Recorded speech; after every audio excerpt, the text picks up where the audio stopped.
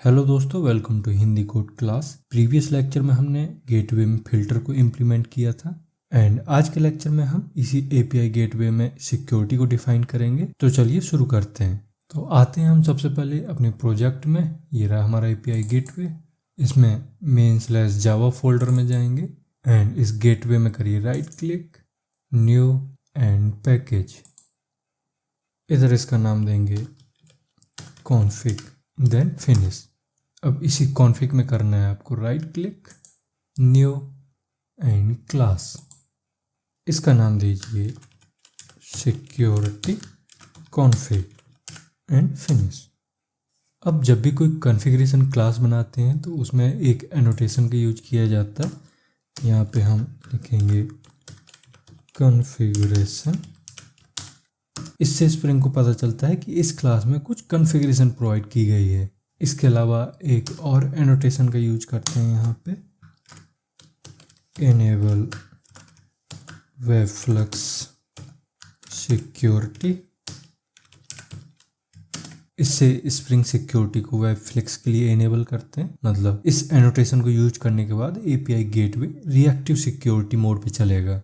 अब इसमें बना लेते हैं एक बीन। सबसे पहले तो बीन बनाने के लिए एक एनोटेशन का यूज करिए यहाँ पे एंड इसके नीचे उस बीन को करिए डिफाइन। तो यहाँ पे लिखेंगे हम पब्लिक। अब यहाँ पे बताना होता है रिटर्न टाइप, मतलब जो ये मेथड होगा किस तरह का डेटा रिटर्न करेगा। तो हमारे केस में ये method security web filter chain type का डेटा रिटर्न करेगा। मतलब एक हमें ऑब्जेक्ट निकाल के देगा जो सिक्योरिटी वेब फिल्टर चेन का होगा। तो यहाँ पे लिखेंगे सिक्योरिटी वेब फिल्टर चेन। अब यहाँ पे कुछ लोगों के दिमाग में आ रहा होगा कि यहाँ पे हम और कुछ भी यूज कर सकते हैं। तो ऐसा नहीं है। देखो, वेबफ्लक्स में सारी चीज़ें जितनी भी एग्जीक्यूशन होती है वो एक चैन के थ्रू होती है। इसलिए हम भी इस बीन के अंदर जितना भी काम करेंगे उसको हम एक चैन ऑब्जेक्ट में रिटर्न करेंगे, जिससे कि वो एक प्रॉपर चैन में ऐड हो सके। इसके बाद मेथड करनी है तो सिक्योरिटी वेब फिल्टर चेन। अब इस मेथड को सिक्योरिटी रिलेटेड कॉन्फ़िगरेशन सेट करने के लिए, मतलब सिक्योरिटी रिलेटेड रूल सेट करने के लिए सर्वर HTTP सिक्योरिटी की ज़रूरत पड़ती है। तो हम यहाँ पैरामीटर में ले लेंगे सर्वर HTTP सिक्योरिटी।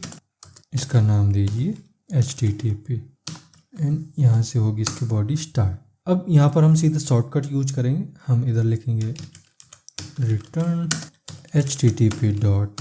अब यहाँ पे सबसे पहले CSRF को डिसेबल करेंगे।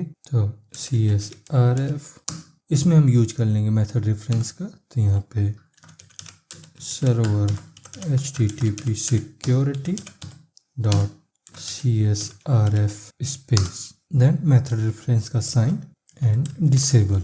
इसके बाद ऑथराइजेशन रूल सेट कर देते हैं। तो डॉट ऑथोराइज एक्सचेंज, इसमें यूज कर लेंगे लैम्डा का। तो auth lambda auth dot path matcher. अब यहाँ पे सेट कर देंगे कि जो भी URL पब्लिक से शुरू हो उनमें कोई भी लॉगिन या टोकन की ज़रूरत ना हो, सारे पब्लिक URL अलाउ हों सबके लिए। तो इधर डबल इन्वर्ट कोमा के अंदर /public/abstract, देन इसमें कर देंगे परमिट ऑल।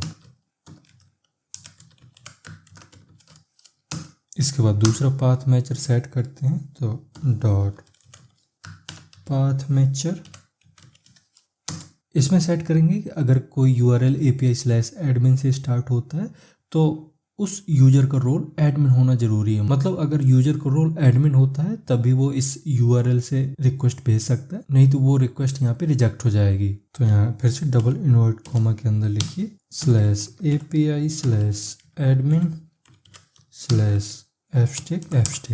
अब इसे परमिट ऑल नहीं करना है, यहाँ पे रोल होना चाहिए एडमिन। तो डॉट हैज रोल एंड यहाँ पे सेट कर दीजिए एडमिन। ठीक है। अब सेट करते हैं कि इसके अलावा जितनी भी रिक्वेस्ट आती हैं उसमें JWT ऑथेंटिकेशन जरूरी है, JWT टोकन जरूरी है। उसके लिए यहाँ पे आएंगे dot any exchange dot authentication मतलब ऑथेंटिकेटेड। ठीक है, इतना जैसे आप करते हो तो जितनी भी रिक्वेस्ट आएंगी उसमें वैलिड JWT होना जरूरी हो जाएगा। अब हमें सेट करना है OAuth 2 को, जो कि बहुत ही इंपॉर्टेंट पार्ट होता है API गेटवे सिक्योरिटी के लिए। इसमें OAuth 2 रिसोर्स ऐसा सर्वर होता है जो JWT को वैलिडेट करता है, सिग्नेचर चेक करता है एंड एक्सपायरी भी चेक करता है। ठीक, मतलब जो ईश्वर URI है वो तो हमें YML से मिल जाता है, जो कि मैंने इसके फर्स्ट लेक्चर मतलब पार्ट 1 में समझाया था कि किस तरह से ईश्वर URI मतलब जो हमने ऑथ सर्विस का पाथ मेंशन किया था वो किस तरह से इनकमिंग रिक्वेस्ट को वैलिडेट करता है। तो जो एक्चुअल डेटा है वो तो मिल जाता है इसको ईश्वर URI से। मतलब जैसे ऑथेंटिकेशन की हो गई तो की कहाँ रखी है, वो रखी होगी हमारी ऑथ सर्विस में, तो वहां से इसको मिल जाएगी की। एंड बाकी की जो चीजें हैं जैसे टोकन पार्स करना, सिग्नेचर वेरीफाई करना, एक्सपायरी चेक करना, ईश्वर चेक करना, तो ये सारी चीजें ये OAuth 2 ऑटोमेटिक कर लेगा। तो यहाँ पे आएंगे, यहाँ लिखिए .OAuth 2 रिसोर्स सर्वर, इसमें यूज कर लेंगे लैम्डा। तो OAuth लैम्डा OAuth.jwt, इसमें यूज कर लेंगे हम कस्टमाइजर का कस्टमाइजर। इसमें हमें ये सब नहीं चाहिए, इसको हटाइए विथ डिफ़ॉल्ट। बस इतना आप जैसे लगा देते हो ये सारी चीज़ें ऑटोमेटिक कर लेगा। मतलब JWT वैलिडेट कर देगा, सिग्नेचर भी चेक कर देगा, एक्सपायरी भी चेक कर लेगा, सब कुछ ऑटोमेटिक करेगा। अब इसके बाद बस लास्ट में आपको लगाना होता है .build।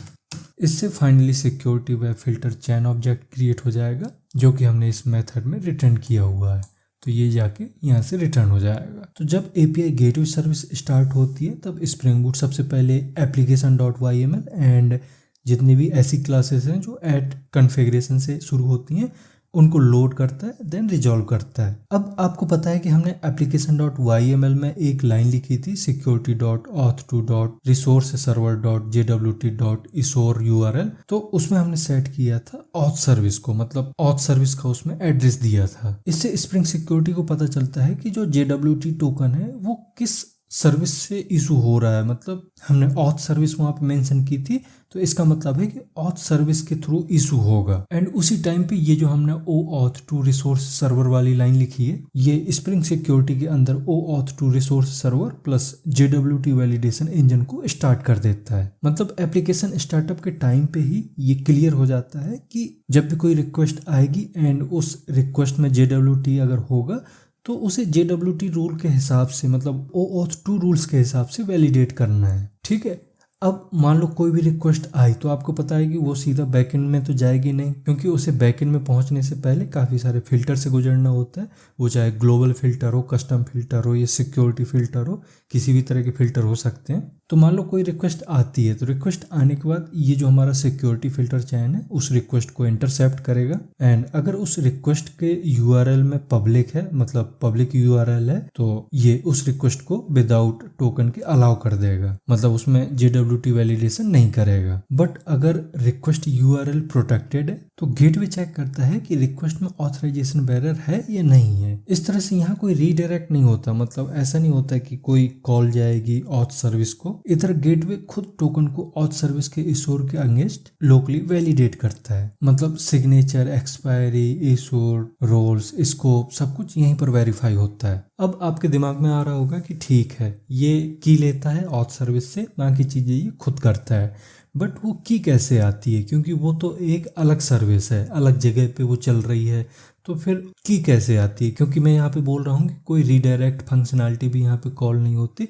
But spring security auth service को इनडायरेक्टली कॉल करता है। तो इसको स्टेप बाय स्टेप समझते हैं। देखो, सबसे पहले हमने API गेटवे को स्टार्ट किया, देन जैसे ही गेटवे स्टार्ट हुआ स्प्रिंग सिक्योरिटी देखता है कि हमने अपने YML फाइल में एक लाइन लिख रखी है ईश्वर URI, एंड उसमें हमने एक सर्विस का एड्रेस दे रखा है, मतलब ऑथ सर्विस को मेंशन कर रखा है। एंड जैसे ही ये लाइन मिलती है एपीआई गेटवे को तो स्प्रिंग सिक्योरिटी एक OIDC डिस्कवरी कॉल करता है। मतलब वहां पे जो भी हमने सर्विस का एड्रेस दिया है, जैसे ऑथ सर्विस को सेट किया था तो ऑथ सर्विस के बाद .well-known.openid इस तरह का कुछ URL बनाता है एंड कॉल करता है। अब इस OIDC को रिस्पॉन्स में बहुत सारी चीजें मिलती हैं, जैसे issuer URI, JWK URI, token endpoints, authorization endpoints, ऐसी बहुत सारी चीजें मिलती हैं। बट उनमें से जो इम्पोर्टेंट होता है वो JWK URI होता है। अब जब JWK मिल जाता है तो JWK के थ्रू जो हमने ऑथ सर्विस एड्रेस दिया होता है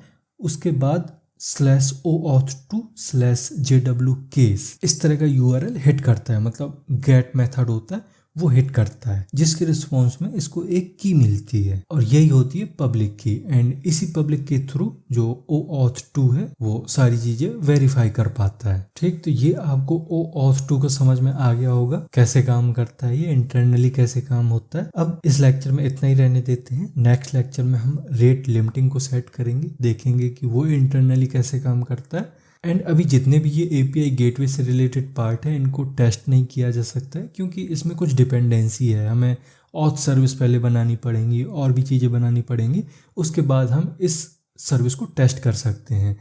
तो थोड़ा सा वेट करिए जब तक ऑथ सर्विस हमारा कंप्लीट नहीं हो जाता है। ऑथ सर्विस कंप्लीट होने के बाद हम ऑथ सर्विस को भी टेस्ट करेंगे एंड इस API गेटवे को भी टेस्ट करेंगे। तो अब मिलते हैं हम नेक्स्ट लेक्चर में। Thank you.